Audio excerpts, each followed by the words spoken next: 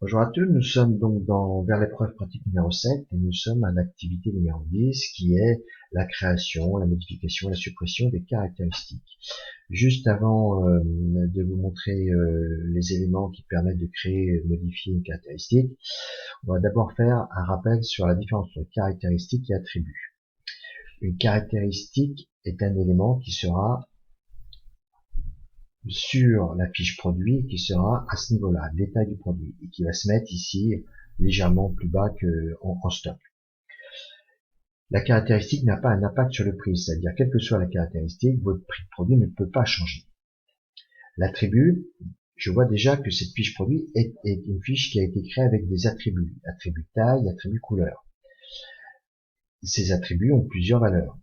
Ici taille a plusieurs valeurs, ici couleur a 3 valeurs.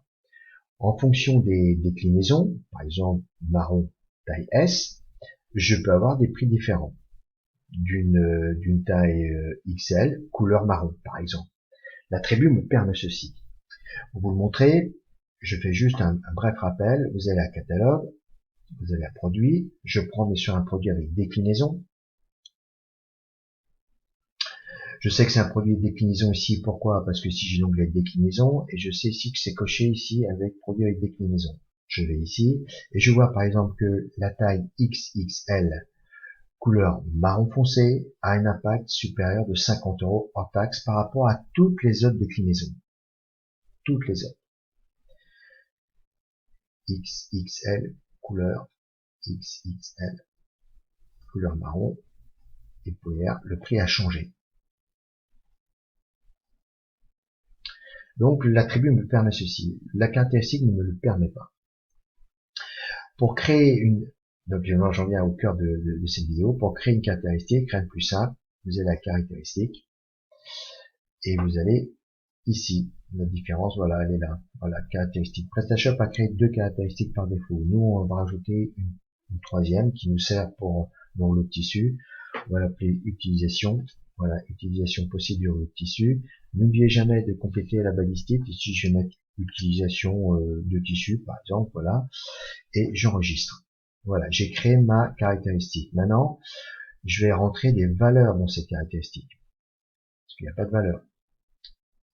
Première valeur, alors je crois que d'après ma fiche produit, c'est chemisier, c'est ça. Voilà, j'ajoute une deuxième valeur. Et la deuxième valeur, d'après mon annexe 2 sur les produits, c'est ça, c'est décoration.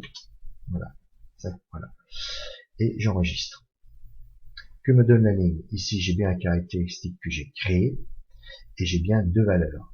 Je vous rappelle, pour la supprimer, c'est ici. Pour la modifier, c'est ici. Attention, je vous dis, n'oubliez jamais de compléter la balistique pour favoriser le SEO. Je vais vous montrer ce que ça donne. Je vais en créer une troisième, une quatrième plutôt. Donc caractéristique. Donc c'est poids. La balistique, là je vais mettre voilà la même chose, je vais mettre poids, voilà, parce que là je sais pas, j'enregistre. Elle est ici. Bien sûr, il n'y a pas de valeur. Je vois ici qu'il n'y a pas de valeur. Et je vais bien sûr rentrer des valeurs. Alors je peux rentrer, je vais rentrer des valeurs. Ici donc 100. Voilà.